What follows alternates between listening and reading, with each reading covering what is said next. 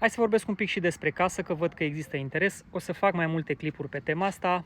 Începem cu structură, placare, costuri, eventual un pic din procesul de construcție. Casa asta e una prefabricată, am luat-o de pe un site pe care o să vi-l pun în comentarii. Are 72 de metri pătrați utili, are formă aproximativ pătrată, un acoperiș în două ape. Este o casă pe structură de lemn, placată cu lemn. Deci la interior e lemn de 44 de mm cu nut și feder. O să vă arăt și interiorul într-un clip viitor. După vine vata bazaltică de 10 cm la pereți, la acoperiș și la podea. După vata bazaltică vine membrana anticondens, șipcă contra șipcă și apoi placarea asta una sus, una jos, care mie mi-a plăcut foarte mult. Aici poate fi personalizată, poți să-ți alegi placare orizontală, verticală, poți să alegi fațadă ventilată, neventilată, cum îți place. Ea vine cu tot ce vedeți, vine cu geamuri, termopan, cu ramă din lemn masiv de pin, dat cu o vopsea mată superbă, transparentă. Lasă să se vadă inclusiv fibra lemnului. A fost montată în aproximativ 11 zile și a costat în jur de 45.000 de euro cu tot cu fundație și montaj. Deci toată casa, fundație, casa care vine într-un tir, lemnul ambalat și notat pentru cei mai competenți dintre voi, puteți să vă montați singuri, e așa, are un manual mare, e cam ca la Ikea. Dar e treabă complexă.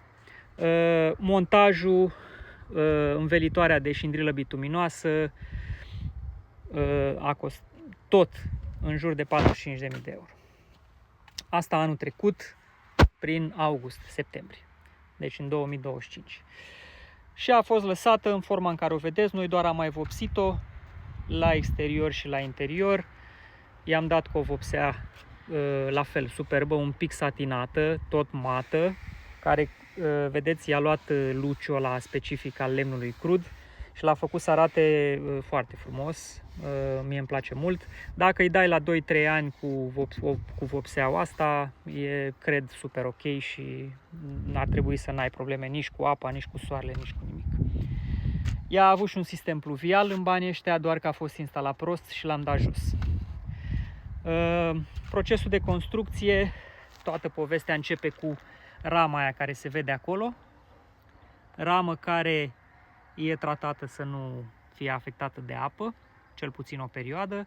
Între rama respectivă și fundație e o membrană pentru ruperea termică, după care acolo ce vedeți cu gri e un mastic special care se dă